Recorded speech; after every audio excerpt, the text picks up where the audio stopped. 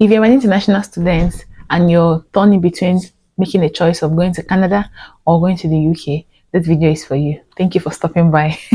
Oftentimes, as international students, you're often torn between choosing Canada or choosing the UK. And now somebody might say, why is everybody going to this particular place? Why is everybody going to Canada? Why is everybody going to UK? There are different options that guide or that shapes people's decisions. Okay, so today we're going to talk about these two countries, the application process of these two countries, the approval time for their visas, the tuition fees, and money involved in going to these two countries, and what does it mean for HND applicants, which is the best option. Okay, before you choose to apply to that university, does this suit you? Let's talk about it in this video, fam. Okay, so watch this video to the end so you can guide or shape your decision for you to know which of the schools or which of the countries you should apply to study abroad in.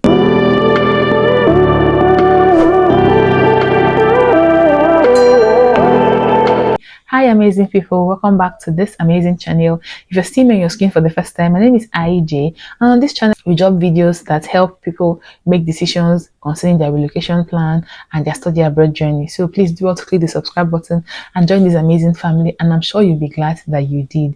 And to my OGs, my amazing returning subscribers, you know that if you're a returning subscriber, you are family and you are loved.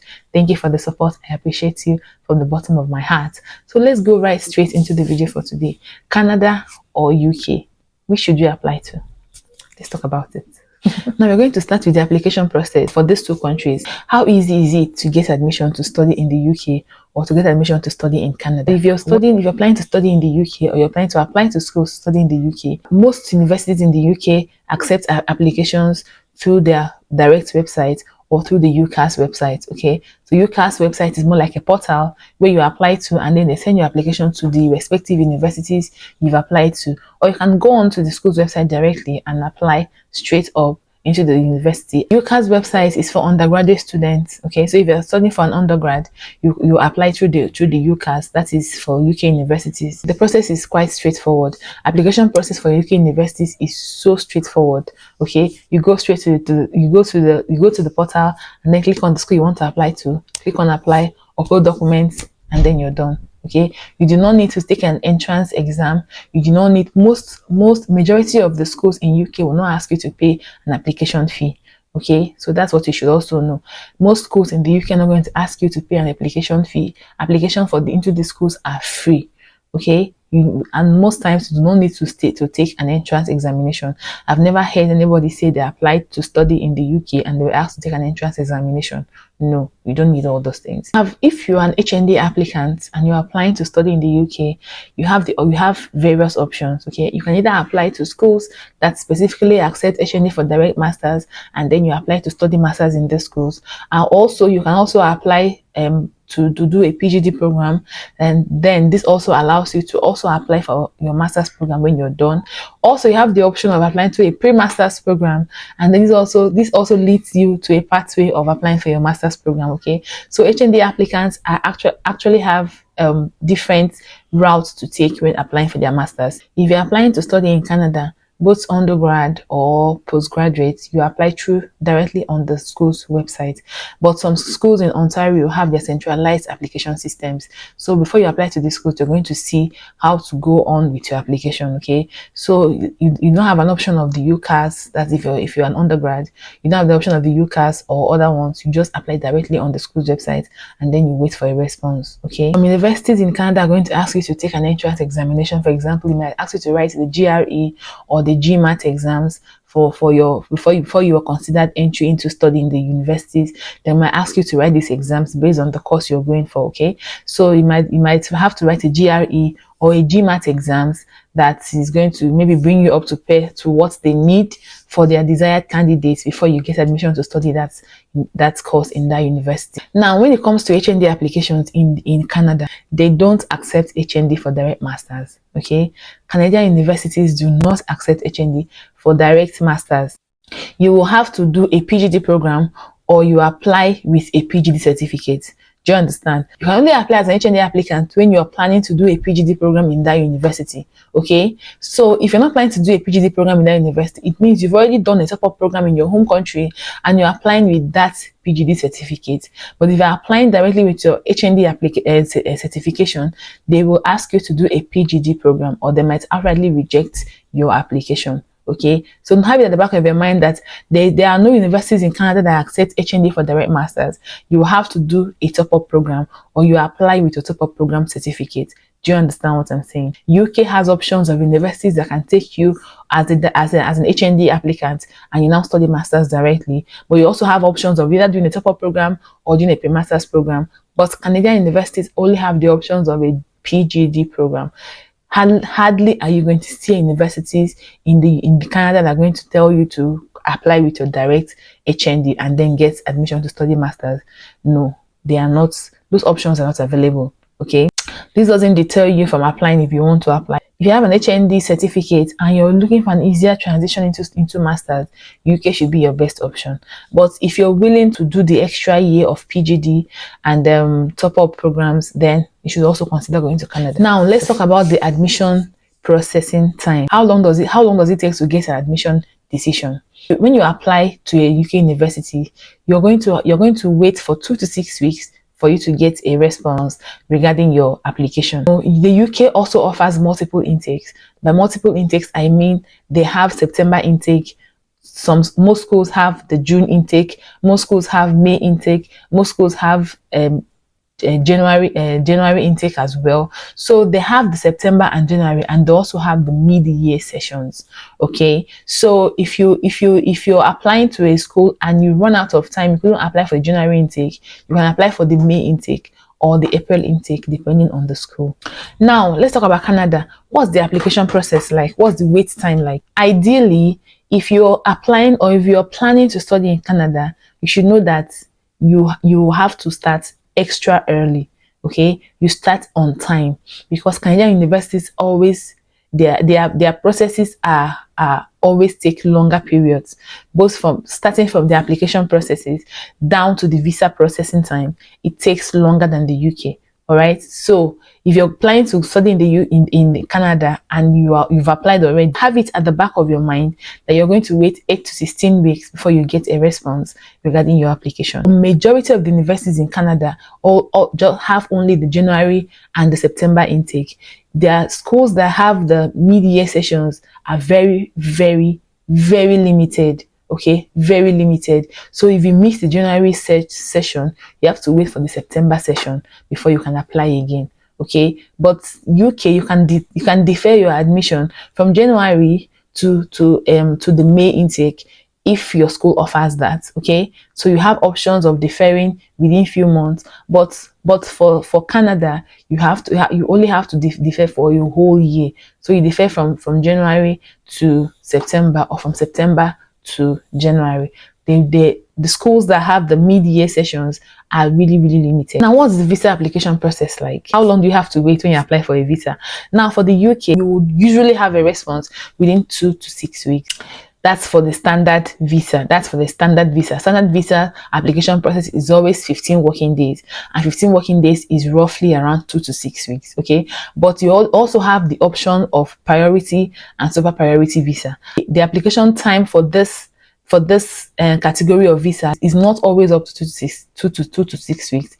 For the priority visa might be processed within 1 week, and the super priority visa might be processed within 24 hours. So if you're going to the UK, you have options of visa categories to apply into, which is not just limited to the standard. Okay, but for Canada universities, the visa processing time is always from 8 to 16 weeks, and sometimes it takes longer.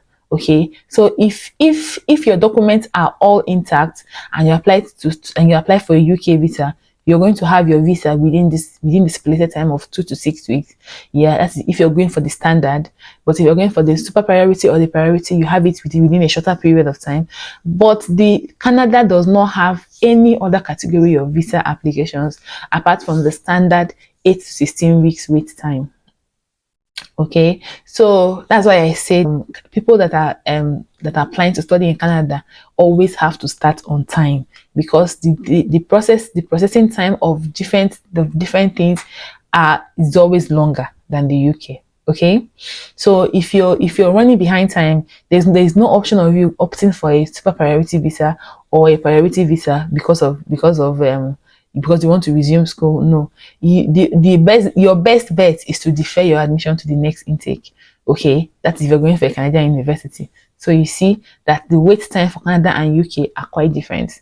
UK is short and have other options you can choose for your visa application, but Canada is long, and I'm not sure they have other visa options to choose when you want to apply.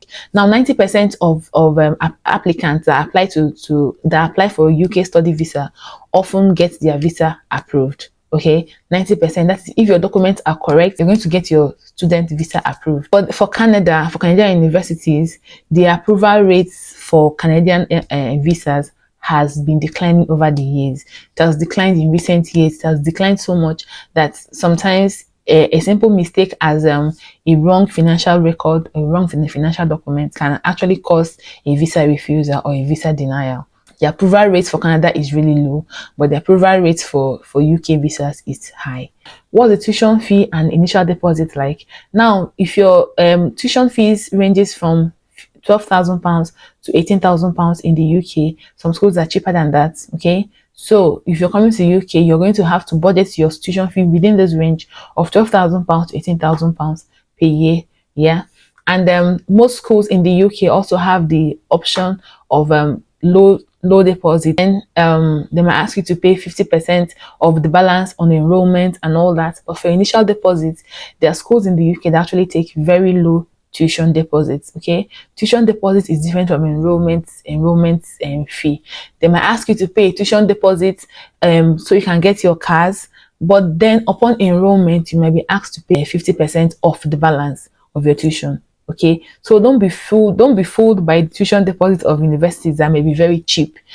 Read intensively, and you may see that you'll be asked to pay 50% of the balance before you start your studies. Okay, so some people are just out to look for cheap tuition fees, schools that have very low deposits, and they forget that you should also consider enrollment fees. Some schools are going to tell you pay £2,000 as initial deposit and then get your cars, but upon resumption you're going to have to pay 50% of the balance before you can start your studies. Always read between the lines. Always make sure that you know what you're getting into. Don't just jump at the offer of a low tuition deposit and then forget other ones. Tuition deposits for Canadian or tuition fees for the Canadian universities range from 15,000 Canadian dollars to 30,000 Canadian dollars per year. Some schools may be higher than this, some top universities are higher than this. So if you're going for a school that is considerate in tuition fees, you're going to be budgeting within 15,000 Canadian dollars to 30,000 Canadian dollars. The initial deposits of Canadian universities are also going to be they're going to also ask you to pay either half of the fee or pay it upfront, pay everything upfront. So you also need to know what you're getting into before you apply to that school, and before you commit a tuition deposit to a school. Okay, be sure that you know what the repayment plan is like and all that. And another thing is that UK universities have an option of repayment plans. Okay, majority of the universities in the UK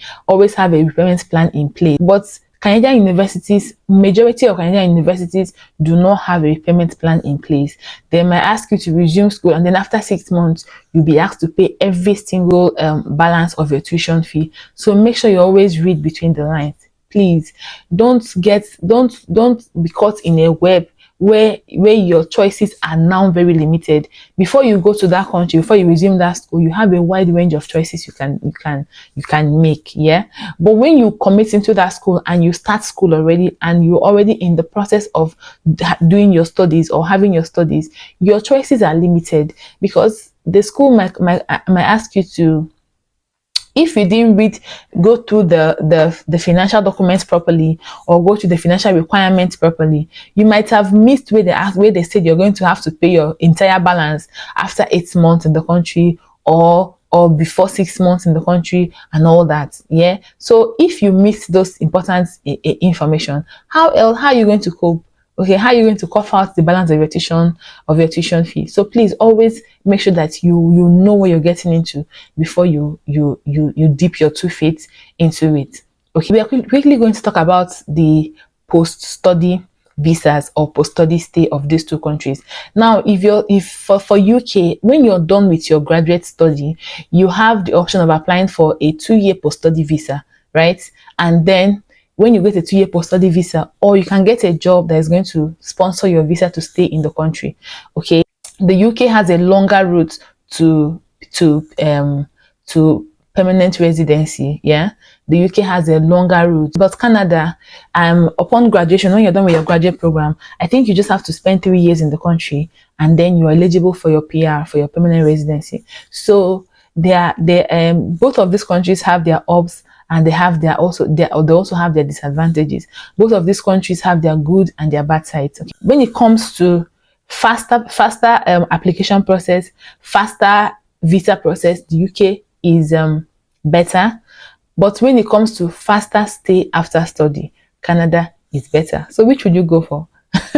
Canada and UK both have excellent level of education. They both have world-class opportunities. They both have amazing amazing universities, also amazing international students. Okay, they are both multicultural countries. So you have to make your choice based on finances, based on your wait time, and also based on your post-study stay. That is, if you're planning to still remain in the country when you're done with your studies. This is I'm going to show the curtain on this video. Please don't forget to click the subscribe button to join this amazing family, and drop a comment for me in the comment section on what you think about this video. Okay, I'll see you all in my next video. Please subscribe to the channel, give this video a thumbs up, like this video, share this video, and also subscribe to the channel. I'll see you all in my next video. Bye fam.